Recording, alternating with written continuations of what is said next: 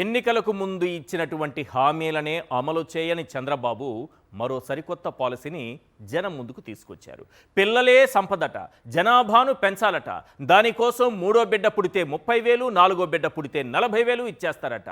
ఆ 30,000తో పిల్లలకు పౌష్టికాహారం, అనారోగ్యాల ఖర్చు, చదువు అన్నీ గట్టెక్కేస్తాయా? ఆ 40,000తో పేద మధ్యతరగతి తల్లిదండ్రులు నలుగురు పిల్లల్ని 25 ఏళ్లు పోషించగలరా? అంతదాకా ఎందుకు? ఆయన మాటలు విని ముగ్గురిని కంటే కనీసం డైపర్లకైనా ఆ 30,000 సరిపోతాయా? నెలకు ఆడబిడ్డ నిధి కింద ఇస్తామన్న 1,500 రూపాయలకే దిక్కులేదు. బాబు మాటలు నమ్మి ముగ్గురు నలుగురిని కంటే పరిస్థితి ఏంటి? నిరుద్యోగులకు నెలకిస్తామన్న 3,000 రూపాయల భృతి హామీకే దిక్కులేదు. మరో ముగ్గురు నలుగురిని కని రాష్ట్రంలో నిరుద్యోగుల సంఖ్య పెంచాలా? అమ్మఒడి లబ్ధిదారుల్లో కోత పెట్టి ఫీజు రియంబర్స్మెంట్ బకాయిలు ఎగ్గొట్టిన బాబు మాటలు నమ్మి పిల్లల్ని కంటే వారిని కూలీ పనులకు పంపాల్సిందేనా? 30,000 ఆశ చూపి తల్లులు పిల్లల్ని కనే యంత్రాలుగా మార్చి వారి ఆరోగ్యం, జీవితాలు నాశనం చేయాలన్నదే చంద్రబాబు పాలసీనా? నిత్యావసరాలు, పెట్రోల్, డీజిల్, గ్యాస్ ఇలా అన్ని ధరలు ఆకాశాన్ని అంటుతుంటే ఓ మధ్యతరగతి మనిషి నలుగురు పిల్లల్ని పెంచి ప్రయోజకుల్ని చేయగలడా? వారికి సరైన భవిష్యత్తు చూపించగలడా? చంద్రబాబుకు ఒకరు, ఆయన కుమారుడికి ఒక్కరే ప్రజల మీద రుద్దే పాలసీలు నారా వారి కుటుంబానికి మాత్రం వర్తించవా?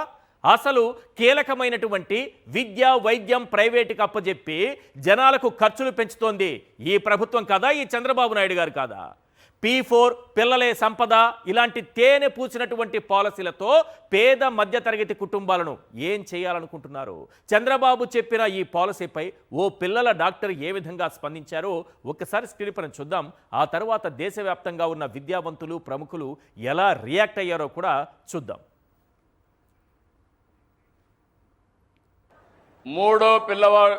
మూడో చైల్డ్కి 30,000 రూపాయలు పుట్టిన వెంటనే ఇస్తాం. 4వ చైల్డ్కి 40,000 రూపాయలు ఇస్తాం. ఒక పిల్లల డాక్టర్గా, పిల్లల గురించి ఆలోచించే మనిషిగా చెప్తున్నాను.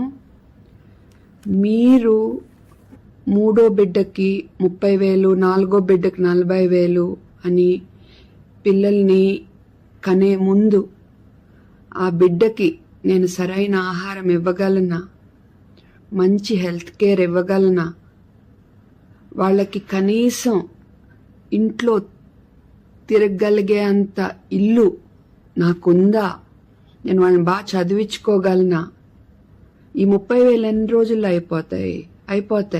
ఆ తర్వాత వాళ్ళని నేను మంచిగా పెంచుకోగలనా, వాళ్ళని పెంచే ఓపిక నాకుందా? ఇవన్నీ ఆలోచించి నిర్ణయం తీసుకోండి. అంతేకాని 30,000కి 40,000కి ఆశపడి పిల్లల్ని కనొద్దు ప్లీజ్. మూడో చైల్డ్కి 30,000 రూపాయలు పుట్టిన వెంటనే ఇస్తాం. 4వ చైల్డ్కి 40,000 రూపాయలు ఇస్తాం. ఒక పిల్లల డాక్టర్గా, పిల్లల గురించి ఆలోచించే మనిషిగా చెప్తున్నాను. మీరు మూడో బిడ్డకి 30,000, నాలుగో బిడ్డకి 40,000 అని పిల్లల్ని కనే ముందు ఆ బిడ్డకి నేను సరైన ఆహారం ఇవ్వగలనా, మంచి హెల్త్ కేర్ ఇవ్వగలనా, వాళ్ళకి కనీసం ఇంట్లో తిరగగలిగే అంత ఇల్లు నాకుందా, నేను వాళ్ళని బాగా చదివించుకోగలనా? ఈ 30,000 ఎన్ని రోజుల్లో అయిపోతాయి. ఆ తర్వాత వాళ్ళని నేను మంచిగా పెంచుకోగలనా, వాళ్ళని పెంచే ఓపిక నాకుందా? ఇవన్నీ ఆలోచించి నిర్ణయం తీసుకోండి. అంతేకాని 30,000కి 40,000కి ఆశపడి పిల్లల్ని కనొద్దు ప్లీజ్. రైట్, విన్నారు కదా ఒక డాక్టర్ ఏం చెబుతున్నారో విన్నారు కదా. చంద్రబాబు నాయుడు గారి మాటలు నమ్మి ఓట్లేసి ఇప్పటికే మోసపోయిన వాళ్ళు మళ్ళీ పిల్లల్ని కని వాళ్ళకి భవిష్యత్తును ఇవ్వలేక, ఈ రాష్ట్రంలో నిరుద్యోగతను పెంచడానికి వారికి సరైన పోషకాహారం ఇవ్వలేక, అలాగే సరైనటువంటి విద్య, వైద్యం ఏది ఇవ్వలేక ఎన్ని అవస్థలు పడాల్సి వస్తుందో ఆలోచించుకోండి. చంద్రబాబు నాయుడు గారు పాలసీలు అదేదో సినిమాలో డైలాగ్ చెప్పినట్టుగా ఆయన రూల్స్ పెడతారు సార్, ఫాలో గారు అంటారు కదా, అలా ఉంది. దీని గురించి దేశవ్యాప్తంగా ఎలాంటి రియాక్షన్ వస్తోంది ఒకసారి స్క్రీన్ పైన చూద్దాం. చంద్రబాబు నాయుడు గారు కొత్త పాలసీ, ముగ్గురిని గడితే 30,000 కంటే 30,000, నలుగురిని కంటే 40,000. అక్కడ కాపారు. 3 రైమింగ్ కుదిరింది కాబట్టి చెప్పి ఆపినట్టున్నారు. రామ్దాస్ అథవాలే కేంద్ర మంత్రివర్యులు రామ్దాస్ అథవాలే చాలా క్లియర్గా ఒక పోస్ట్ పెట్టారు సార్. ఇందులో ఏం పెట్టారంటే మొత్తం చెప్పట్లేదు, విషయం మాత్రం మీకు అర్థమయ్యేలా చెప్తా. Andhra Pradesh will take care of their increasing population, but personally I feel increasing population will lead to increasing unemployment. Chandrababu Naidu గారు చాలా గొప్ప విజనరీ అని చెప్పుకుంటారు కదా, పాపులేషన్ పెంచాలని అంటారు కదా. ఇలా పాపులేషన్ పెంచుకొని పోతే అన్ఎంప్లాయ్మెంట్ని పెంపొందించడమే, ఇది పాపులేషన్ని పెంచడం కాదని చాలా క్లియర్గా చెప్పారు. ఇప్పుడు సినీ నటి పూనం కౌర్ ఏమన్నారో ఒక్కసారి స్క్రీన్ పైన చూడండి సార్. ఇలాంటివి ఎవరైనా చెబితే వాళ్ళ మీద అక్రమ కేసులు పెట్టడమో, జైల్లో పెట్టి వేధించడమో చేస్తారు. ఆమె పాపం ధైర్యంగానే పెట్టారు, హ్యాట్స్ ఆఫ్ చెప్పాలి. ఎందుకంటే ఎవరో ఒకరు ముందుకు రాకపోతే ఎలా, భయపడే అందరూ నోరు మూసుకుంటే కూర్చుంటే ఎట్లా? లోకేష్తోనే మొదలు పెడదాం. చంద్రబాబు నాయుడు గారు వింటున్నారా? లోకేష్తోనే మొదలు పెడతాం. మీకు ఒక్కరే లోకేష్ గారు, లోకేష్ గారికి ఒక్కరే దేవాంశ్ గారు. ఎవరు పిల్లలు ఇంగ్లీష్ మీడియంలో చదవకూడదు, మీ ఇంట్లో పిల్లలు మాత్రమే ఇంగ్లీష్ మీడియంలో చదవాలి. ఇంగ్లీష్ మీడియంలో చదివితే మొద్దబ్బాయిలు అవుతారు, వాళ్ళకి ఇంగ్లీష్ మీడియం చదువులు అందకూడదు. మీరు స్వయంగా మొద్దబ్బాయిలు అవుతారని ప్రచారం చేశారు. మీ పిల్లలకి, మీ ఇంట్లో మనవాళ్ళకి అందరికీ ఇంగ్లీష్ మీడియము. మీ ఇంట్లో మాత్రం ఒక బిడ్డ పాలసీ, రాష్ట్రం అంతా నలుగురు పిల్లల పాలసీ అని ప్రశ్నిస్తున్నారు, నేను కాదు. ముందున్న ఆర్థిక అనిశ్చితి కాలాన్ని దృష్టిలో పెట్టుకుని లోకేష్కు ఎక్కువ మంది పిల్లలు ఉండాలని భావిద్దాం.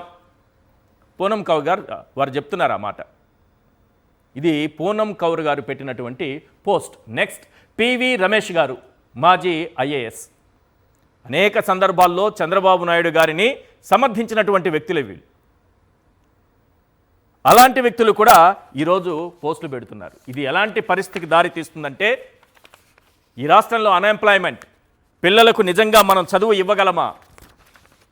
చంద్రబాబు నాయుడు గారి ప్రభుత్వం ఉంటే మరీ ముఖ్యంగా. ఎందుకంటే అమ్మ ఒడి దాన్ని తీసి ఏదో పెట్టుకున్నారు, తల్లికి వందనం అని. ఏ విధంగా కోతలు పెట్టారో చూసాం కదా. ఫీజు రియంబర్స్మెంట్ చదువుకున్న పిల్లలకి ఎవరికైనా కడుతున్నారా? కాలేజీలకు వెళ్ళే పిల్లలకి ఎవరికైనా ఫీజు రియంబర్స్మెంట్ కట్టారా? లేదు. ఏదైనా అనారోగ్యం వస్తే హాస్పిటల్కి వెళ్దామంటే ఆరోగ్యశ్రీ ఉందా ఈరోజు? లేదు. మహిళలకి 1500 నెలకిస్తానన్నారు. సంవత్సరానికి నీకు 15,000, నీకు 15,000, నీకు 15,000 అని కామెడీ చేశారు. ఒక్కరికైనా ఇచ్చారా? పోనీ ఉద్యోగం రాకపోతే సరైన విద్య ఏదో చదివి, ఏదో ఒక చదువు చదివి వాళ్ళకి ఉద్యోగం ఇస్తున్నారా? ఉద్యోగం వచ్చేంత వరకు నిరుద్యోగ భృతి అన్నారు, అదైనా ఇస్తారా? అది లేదు. ఇది చూడండి, కిరణ్ బేడి గారు. కిరణ్ బేడి గారు చాలా చక్కటి విషయాన్ని ఇందులో చెప్పారు సార్. ఒక్క లైన్లో ముగిస్తాను, అందులో మొత్తం కాదు కానీ చాలా క్లియర్గా ఒక్క విషయం కిరణ్ బేడి గారు చెప్పిన దాంట్లో నాకు బాగా మనకందరికీ అర్థం కావాల్సిన విషయం. Women are not demographic instruments for the state. అంటే వాళ్ళు ఈ రాష్ట్ర ప్రభుత్వాలకి, చంద్రబాబు నాయుడు గారి లాంటి ముఖ్యమంత్రుల పాలసీలకు పనికొచ్చే యంత్రాలు కాదు. మహిళలంటే యంత్రాలు, పిల్లల్ని కనే యంత్రాలు అనుకుంటున్నారా చంద్రబాబు నాయుడు గారు అని అడుగుతున్నారు కిరణ్ బేడి గారు. Decisions on motherhood belong to women shaped by aspiration, readiness, health, career and choice.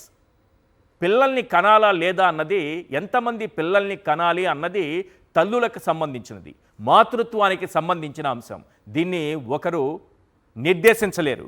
అది వాళ్ళ యొక్క ఆలోచనలకు, వాళ్ళ యొక్క సంసిద్ధతకు, వాళ్ళ యొక్క ఆరోగ్యానికి, వారి యొక్క కెరీర్కి, వాళ్ళ యొక్క చాయిస్కి సంబంధించిన విషయం చంద్రబాబు నాయుడు గారని శుతిమెత్తగా చెప్పారు కిరణ్ బేడి గారు. ఏ నమ్మకంతో చంద్రబాబు నాయుడు గారు చెప్పినటువంటి పాలసీని ఈ రాష్ట్ర ప్రజలు, తల్లులు ఫాలో అవ్వాలి? అసలు చంద్రబాబు నాయుడు గారు చెబుతున్నటువంటి ఈ పాలసీ ముగ్గురికైతే 30,000, నలుగురికైతే 40,000. ఇది ఈ రాష్ట్రంలో జనాభాను పెంపొందిస్తుందా, అనారోగ్యాన్ని, నిరుద్యోగాన్ని, లేకపోతే పేదరికాన్ని పెంపొందిస్తుందా? ఈ అంశాలపైన మనం మాట్లాడదాం సార్.